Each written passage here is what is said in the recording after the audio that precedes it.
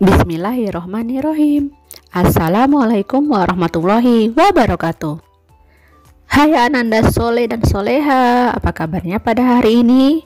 Semoga sehat dan semangat belajar ya nak. Nah, seperti biasa, sebelum belajar kita berdoa dulu ya nak. Bismillahirrohmanirrohim. Rabbi zidni ilma warzuqni fahma. Amin. Nah, Ananda Ustazah, hari ini kita akan belajar tematik tema 3 tentang benda di sekitarku. Subtema 1, pembelajaran 1 dan 2. Adapun pembelajaran kita pada hari ini yaitu mengenai benda-benda di sekitar kita, benda yang terbuat dari kayu dan satuan panjang. Benda di sekitar kita. Nah, Ananda Ustazah, setiap hari kita melihat aneka benda di lingkungan sekitar kita. Benda-benda itu dapat membantu aktivitas kita sehari-hari. Benda di sekitar kita beraneka bentuk dan warnanya. Ada benda yang berukuran besar dan ada yang berukuran kecil. Ayo perhatikan benda-benda di sekitar kita. Bagaimana bentuk, warna, dan ukurannya. Nah, setelah memperhatikan benda-benda di sekitar, apakah Ananda Ustazah sudah ada yang tahu apa itu benda? Ya, benar sekali. Benda adalah segala sesuatu yang menempati ruang dan mempunyai massa. Massa benda diukur dengan cara ditimbang. Benda memiliki dua jenis, yaitu benda hidup dan benda mati. Contoh benda hidup dan mati. Benda hidup contohnya manusia, hewan, dan tumbuhan. Sedangkan benda mati contohnya buku, pulpen atau pena, meja, pensil, dan lain-lain. Dan untuk sifat fisik benda meliputi warna, bentuk, dan ukuran. Nah, anak-anak, benda yang ada di sekitar kita mempunyai beragam ukuran. Ada yang besar dan ada juga yang kecil. Ada yang panjang dan ada juga yang pendek, seperti gambar di bawah ini. Benda-benda di sekitar kita juga mempunyai beragam bentuk. Coba perhatikan anak-anak bentuk-bentuk benda di bawah ini. Ada lingkaran, segitiga, persegi, dan lain-lain. Benda-benda di sekitar kita juga mempunyai beragam warna. Coba anak-anak perhatikan warna-warna benda di bawah ini. Ada warna biru, abu-abu, ungu, kuning, oranye. Nah, ini adalah berbagai warna. Nah, Ananda Ustazah, bagaimana coba membedakan benda dengan bukan benda? Apakah cahaya termasuk benda? Bagaimana dengan panas? Ya, benar. Cahaya dan panas bukanlah benda. Cahaya dan panas tidak menempati ruang. Cahaya dan panas juga tidak dapat ditimbang.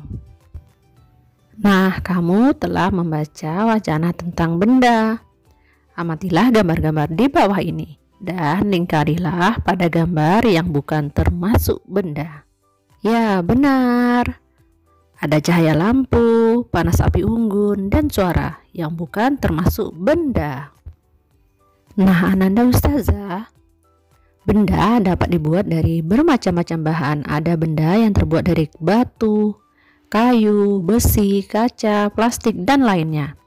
Setiap benda dapat menghasilkan bunyi yang khas jika diketuk. Benda-benda tersebut menghasilkan bunyi yang berbeda. Nah, Ananda Ustazah, ada alat musik ritmis, yaitu alat musik yang tidak bernada, namun dapat menghasilkan irama lagu. Ada berbagai macam alat musik ritmis. Berikut ini beberapa contoh alat musik ritmis. Di antaranya ada gendang, marakas, triangle, ada tambolin. Nah, ini adalah contoh alat musik ritmis. Selanjutnya kita akan belajar mengenai benda yang terbuat dari kayu. Ananda Ustazah, benda itu terbuat dari berbagai bahan dasar. Mari kita pelajari bahan pembentuk benda. Benda terbuat dari kayu. Sebutkan bahan untuk membuat pensil. Nah, pensil terbuat dari kayu. Di sekitar kita banyak sekali benda yang terbuat dari kayu. Beberapa di antaranya adalah meja, kursi, dan lemari. Kayu juga digunakan untuk membuat benda kerajinan, misalnya patung dan figura. Nah, kayu adalah bagian dari pohon. Untuk memperoleh kayu, kita harus menebang pohon, kemudian mengambil bagian batang untuk diolah menjadi berbagai macam benda. Perubahan dari batang kayu menjadi benda-benda tersebut melalui proses yang berbeda-beda.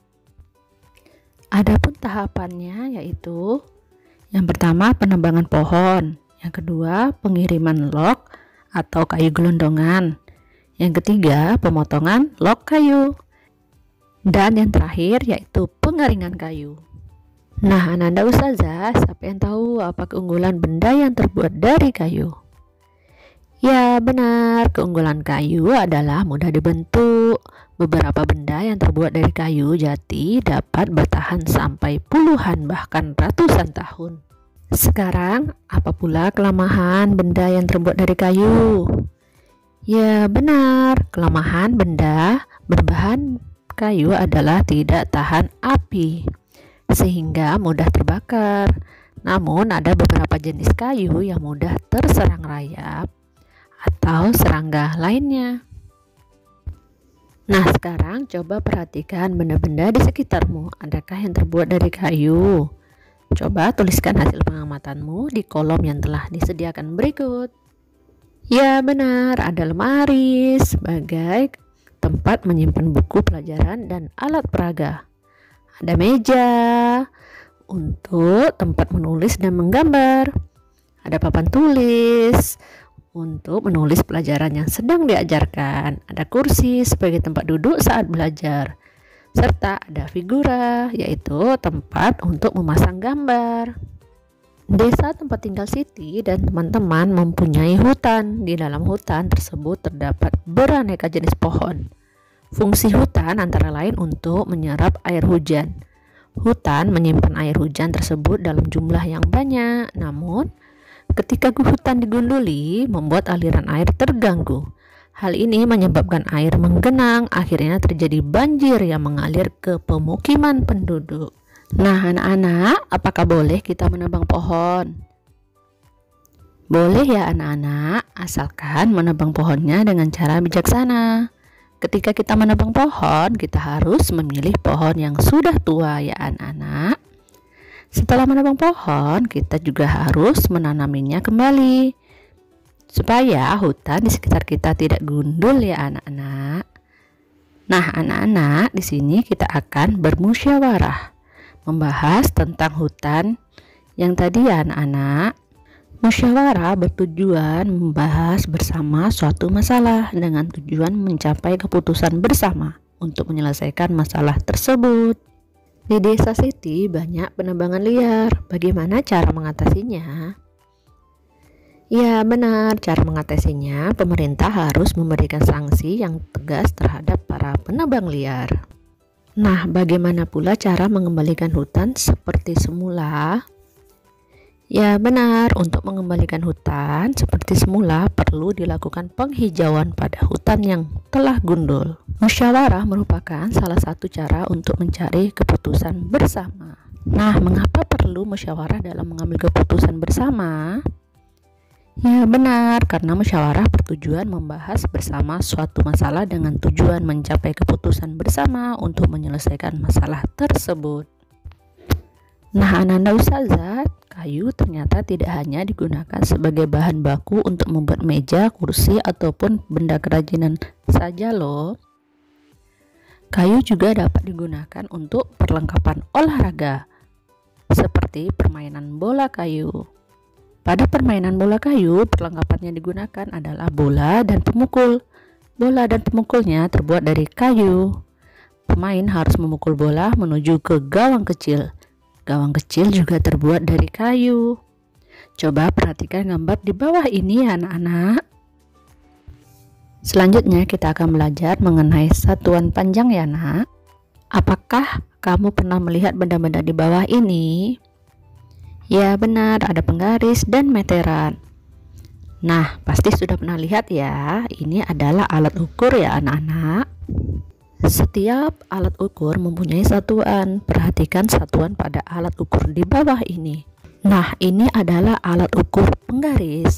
Nah, di sini satuannya cm, yaitu cm. Jadi, penggaris ini menggunakan satuan ukurannya cm. Nah, coba tuliskan satuan panjang yang kamu ketahui pada kotak di bawah ini. Perhatikan tangga satuan panjang di bawah ini ya nak. Ada satuan panjang kilometer, hektometer, dekameter, meter, desimeter, sentimeter, dan milimeter. Nah, ini adalah satuan panjang ya anak-anak. Nah, ini harus diingat ya, dan jika perlu dihafalkan ya nak. Setiap turun satu tangga dikalikan 10, dan setiap naik satu tangga dibagi dengan 10. Diingat ya anak-anak. Coba tentukan hasil pengukuran pada gambar benda-benda di bawah ini. Nah, di sini Ustazah ada sebuah penghapus, dan penghapus diletakkan di atas penggaris. Coba kita ukur bersama ya, berapa panjang penggaris ini. Nah, coba perhatikan di ujung sebelah kiri penggaris, lurus dengan angka 0. Jika anak-anak mengukur sebuah benda, maka harus meletakkan ujungnya pada angka 0 ya. Nah, setelah diletakkan di angka 0, kita lihat ujung satunya lagi. Nah, ujung yang satu lagi terletak di angka 3. Nah, jadi panjang penghapus ini adalah 3 cm. Nah, contoh selanjutnya ada krayon yang diletakkan di atas penggaris. Nah, ujung krayon Ustazah letakkan di angka 0.